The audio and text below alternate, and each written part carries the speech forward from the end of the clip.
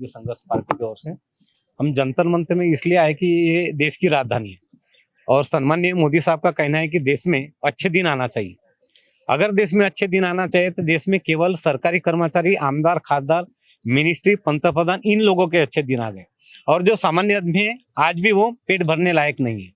तो हम चाहते कि देश का जो सबसे गरीब आदमी, अगर बोलेंगे जो बूढ़ा होता है, वृद्ध जिसको बोलते हैं, गवर्नमेंट 60 साल के बाद में जिसको पेंशन मिलती है, दिल्ली में 2500 मिलती है केजरीवाल सरकार के पास में, मगर हमारे महाराष्ट्र में केवल 1000 मिलती है। तो छत्तीसगढ़ में केवल 600 रुपये मिलता है। तो इसमें 1994 के सर्वोच्च न्यायालय की न्याय निवड के अनुसार इन लोगों को 6000 रुपये महीना मिलना चाहिए। 25 साल के बाद में जो विधवा महिला होती है या अपंग लोग होते हैं, उनको 25 साल के बच्चे होने के बाद में उसका पगार बंद किया जाता है। पैसा राज्य सरकार देती है? दोनों सरकार देती है। दिल्ली की सरकार केवल, मतलब मोदी सरकार जी केवल 200 रुपये देते हैं और बाकी चीज स्टेट गवर्नमेंट देते हैं। तो हम चाहते हैं कि दोनों सरकार ने बढ़ोतरी करके उनको 6000 रुपये महीना देना चाहिए। उसके साथ में तो क्या लग रहा है केंद्र सरकार कितना बढ़ाए? हम तो चाहते दोनों सरकार ने आधा आधा बढ़ाना चाहिए। 6000, हाँ दोनों, एक जन में बोझा उठाना उचित नहीं है। दोनों ने उठाया तो वो हो जाता है। कितनी जनसंख्या में ये ऐसे लोग हैं? ये पूरे भारत में अभी 3-3.5 करोड़ लोग हैं। 350 करोड़ लोग? नहीं, 3.5 करोड़। जैसे वृद्ध है, विधवा महिला, अपंग, निराधार, कुष्ठ रोगी है, HIV है, घटस्फोटित है, ये घटक है। तो क्या आज किसको आप लोग ज्ञापन सौंपेंगे? क्या हम प्रधानमंत्री साहब को दे देंगे ज्ञापन। कितने दिनों से ये आपकी मांग चल रही है? हमारी मांग तो ये बहुत सारे दिनों से चल रही है। उस समय महाराष्ट्र में 6000 पगार था, तो अभी 1000 रुपये हो गए। 600? हाँ, 600 था, 6000 हो गए। तो किसानों के वास्ते बोलना चालू कर दिए, तो फिर मोदी जी ने 6000 रुपये किसानों के वास्ते साल का लागू कर दिया। हम इसको अभी महीने का मांग रहे हैं। ई श्रमिक जागतिक अपने इंडिया के लेवल में ई श्रमिक की कोई नोंदणी नहीं होती थी। महाराष्ट्र सरकार से इस विषय में आपने बात की? हाँ, बात की ना हमने। 24 दिसंबर में मुंबई में मोर्चा लिए थे। तो उस समय में ऐसा मेमोरेंडम दे के महाराष्ट्र गवर्नमेंट के साथ हमने बातचीत की। क्या वहाँ से क्या उनका एक, हाँ, उनका आश्वासन मिला। ये बात सही है, आश्वासन देते रहे थे। क्या उन्होंने बोला? हम सोचेंगे आगे में, बस इतना आश्वासन दे दिया। तो क्या लग रहा है कि आज जंतर मंतर से गवर्नमेंट सुनेगी आपकी बात? नहीं भी सुनेंगे, सुनाना चाहिए, इसलिए हम आए हैं। अभी उनका काम है सुनवाना, नहीं सुनाना वो उनकी जिम्मेवारी। हमारा काम है उनको बताना।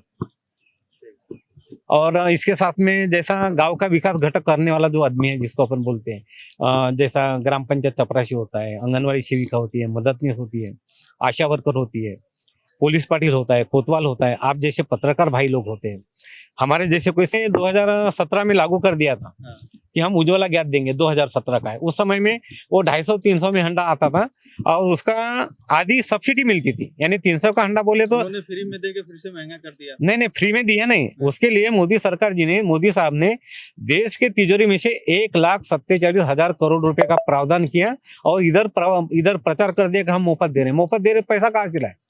हमारे देश का पैसा है ना। जैसा भी GST बढ़ा दिया, पेट्रोल का रेट बढ़ा दिया, यहाँ से पैसा आता है, वहां से फिर पैसा उधर डाइवर्ट करके वो देते रहते हैं। मगर बता दिया हम मोदी मुफ्त में दे रहे हैं।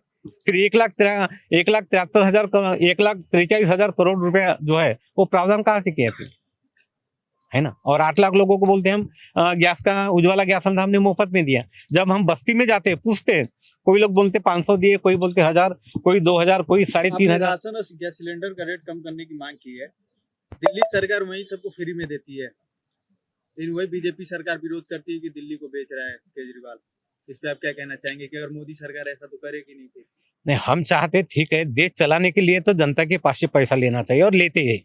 कोई गवर्नमेंट अपने पास से पैसा नहीं लगाएंगे, मगर ज्यादा अगर पैसे वसूल करता है तो जनता की सेवा के वास्ते उसका रिफंड मिलना चाहिए, सामाजिक योगदान के वास्ते। जैसा किसान, मजदूर, सुशिक्षित, बेरोजगार है, ऐसे लोगों के वास्ते अगर मदद मिले तो ये बच्चे लोग आगे जाएंगे। जैसा अभी यूक्रेन बोलते हैं, हमारे देश के अंदर के जो बच्चे लोग हैं अभी पढ़ाई के लिए जाते हैं, 18-20 हजार बच्चे क्यों जाते हैं? क्योंकि वहां पे पढ़ाई कम पैसे में मिलते हैं। हम चाहते हैं हमारे देश का बच्चा अगर MBBS बनता है तो उसको 25 लाख रुपए खर्च आता है।